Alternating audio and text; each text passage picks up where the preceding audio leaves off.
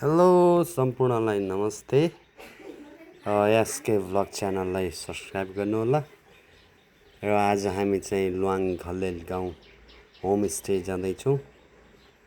बाटोमा देखेका यी दृश्यहरू, बार्बिक्यू पनि गरियो, फुल बियर खाइयो, निकै नै रमाइलो भयो।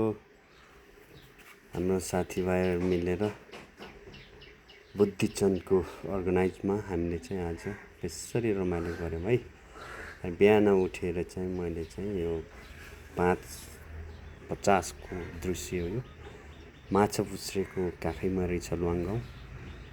हामी त्यही गाउँबाट माछापुच्छ्रेको दर्शन पनि गर्न पाइयो। हामी बसेको यो हिमालयन इको भिलेज एकदमै राम्रो होमस्टे रहेछ। यहाँको डेकोरेसनहरू पनि बबाल, एकदमै सेटिस्फाइड भयो है हामी है। यहाँको सर्भिसदेखि लिएर एभ्रिथिङ, एट्याच रुमहरू सबै दामी लाग्यो है। सम्पूर्ण नगएको टोलीहरूलाई चाहिँ एकचोटि भिजिट गर्नु र यो इको भिलेजमा गएर आफ्नो डिसहरूलाई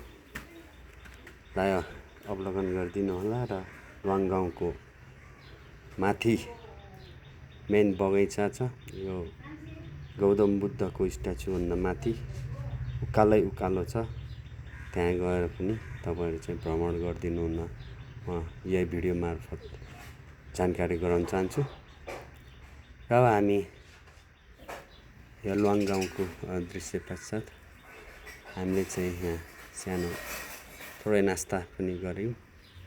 र अब नास्ता गरेर हामी चाहिँ अब लुवाङ गाउँ जाने तयारीमा छौँ। माथि लुवाङ गाउँको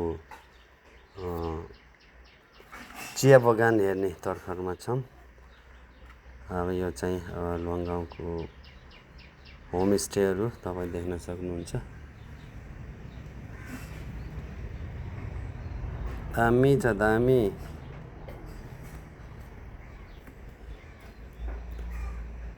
यहाँ चाहिँ लगभग यस्तै 50 वटा घरहरू रहेछन्। होमस्टेहरू सबै होमस्टे हो है। तपाईँहरूलाई त्यहाँ गएर गुगलमा सर्च पनि गर्न सक्नुहुन्छ, कुन होमस्टेमा बस्न चाहनुहुन्छ। त्यहाँ कन्ट्याक्ट नम्बर दिएको हुन्छ र त्यसरी कन्ट्याक्ट गरेर जानुहोला। पोखरादेखि 26 किलोमिटर 1 घन्टामा आरामले पुगिन्छ यो ठाउँमा है। हो पारी देखेको चाहिँ धम्पुस गाउँ हो है। अब मैले थोरै कैद गरेको छु, अहिले पछि दृश्यमा देख्न सक्नुहुन्छ तपाईँहरू। यो लुवाङ भिलेज लेखेको साह्रै सुन्दर। अहिले पछि हामीहरू त्यहाँ गएर पनि फोटो सेसनहरू पनि गर्नेछौँ।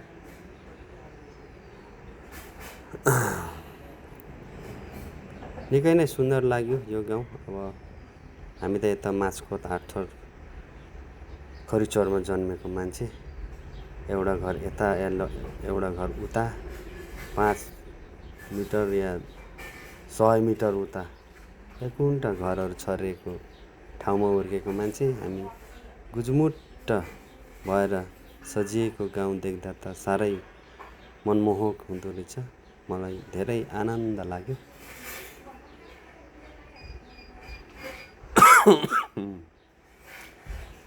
त्यहाँ अलि चिसो छ, चिसोको कारणले पनि अलि स्वर सुकेको छ।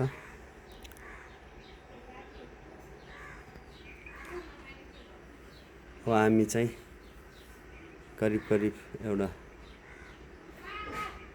धारा, एउटा मन्दिर पनि रहेको छ त्यहाँ चिसो पानी हामीले खानेछौँ। यो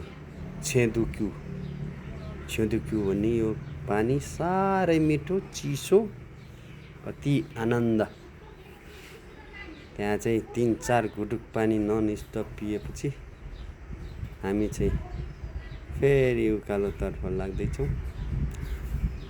उकालो त सिँढी छ है, यस्तो गाह्रो छ हिँड्नलाई। आमामा यो घाममा पसिना त हो क्या मिठो बग्यो। ल कति सुन्दर छ गाउँ हेर्नुहोस्। यो चाहिँ लुवाङ गाउँ है।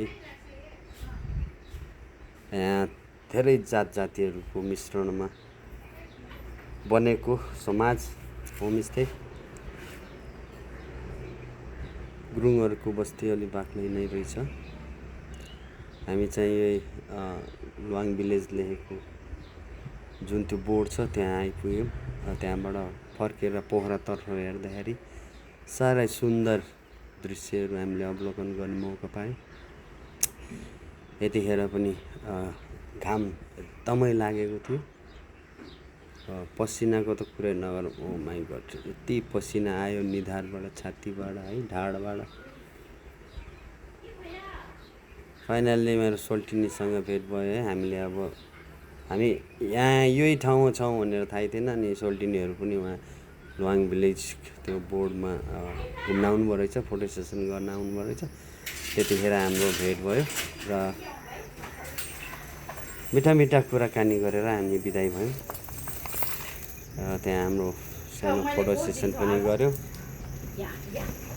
है।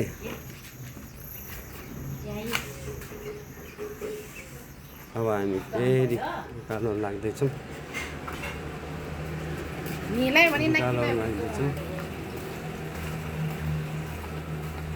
त्यहाँ माथिबाट देखेको दृश्य हो यो है। साह्रै रमाइलो, साह्रै रमाइलो। म त एकदम थाकेँ गाई चाहिँ। खुट्टाहरू झमझमाएर। यस्तो ब्याडमिन्टन खेल्दा पनि अझै स्टामिनाहरू अझै कम भइरहेको रहेछ। यो थाहा भयो।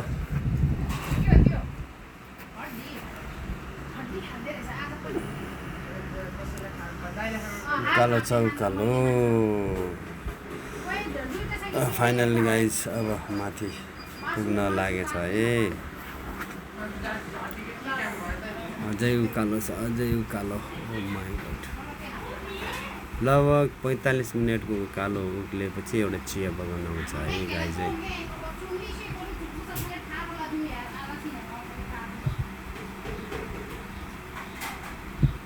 बिचमा चाहिँ अब फाइनली एउटा बुद्धको, गौतम बुद्ध शान्तिको एउटा हामीले त्यहाँ मूर्ति देख्यौँ।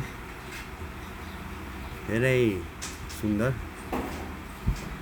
अनि गौतम बुद्धको दर्शन लिएर हामी चाहिँ फेरि चिया बगानतर्फ उकाल्यौँ। साथीहरू चाहिँ अहिलेकै अगाडि पुगिसक्नुभएको छ। कोही साथीहरू चाहिँ पछि आउँदै हुनुहुन्छ। म एक्लै तपाईँहरूलाई यो सुन्दर दृश्य देखाउनको लागि मेरो क्यामेराबाट मैले कैद गर्दै तपाईँहरू जो यो गाउँमा जानुभएको छैन एकपल्ट गएर भिजिट गरिदिनु हुनलाई म फेरि पनि पुनः आग्रह गर्न चाहन्छु है। निकै थाकियो, पसिना पनि आएको छ लास्टै है। यति मजा त भएन यो उकालो सिँढी चढ्दाखेरि। आमामा गाइस, ज्यान यति हल्का भयो है त्यसपछि है।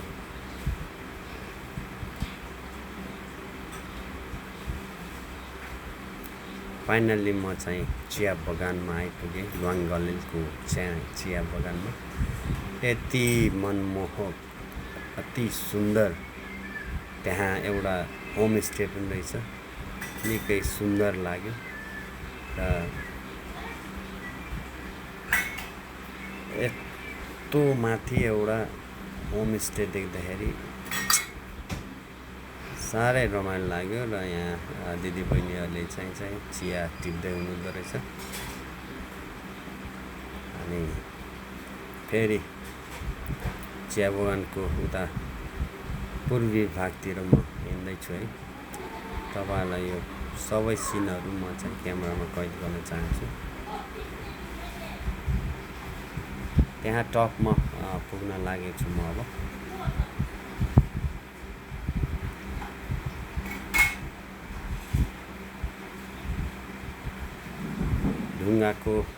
ढुङ्गाले छापेको ती गोरेटोहरूमा हिँड्दाखेरि त साह्रै यति आनन्द आयो गाइस।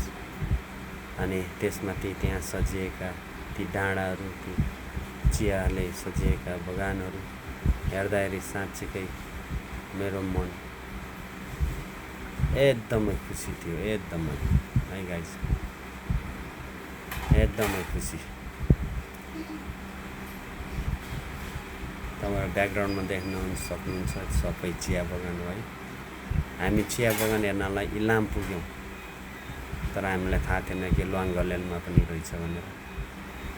चिया बगान हेर्नलाई इलाम जानु पर्दैन गाइस, लुवाङ घलेल आए हुन्छ है। त्यहाँबाट देखिएका ती नदी नालाहरू, घुमेर बगेका ती पानीहरू साँच्चीकै पोखराका सबै बासिन्दाहरूले पिउने पानी भनेर चिनिन्छ यो मर्दी खोला।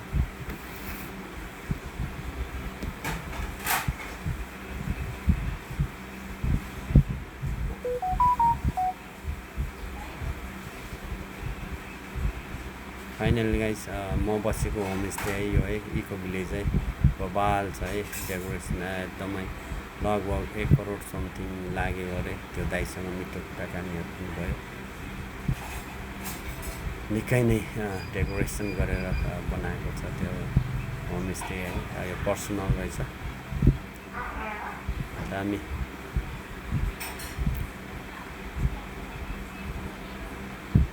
अन्त फाइनल्ली हाम्रो यामा सोल्टीहरू पनि पुरा, मैले सोचेको थिएन उहाँहरू चाहिँ वहाँ माथि पुगेर झर्नुहुन्छ भन्ने मैले सोचेको थिएन, तर फाइनल्ली दे डन इट है, मलाई एकदम खुसी लाग्यो। अनि त्यसपछि हामी सबैसँग भेट भएर यहाँ ढेँडो बनाएको छ है, लोकल कुखुरा काटेर। अब त्यसको प्रतीक्षामा हो हामी चाहिँ। अब सबैलाई भोक लागेको छ, माथि गएर नुहाएर आएपछि सबैले यति मिठो लोकल ढेँडो लोकल कुखुरासँग हामीले आनन्द मान्दै चिसो बियरसँगै हाम्रो पेटलाई भर्यौँ। धेरै रमाइलो गफगाफहरू पनि गऱ्यौँ। यसै गरी हाम्रो यो कास्कीबाट 26 किलोमिटरमा रहेको लुवाङ घलेल गाउँ घुम्नको लागि तपाईँहरू चाहिँ प्याकेजमा चाहिँ आउनु होला। धन्यवाद।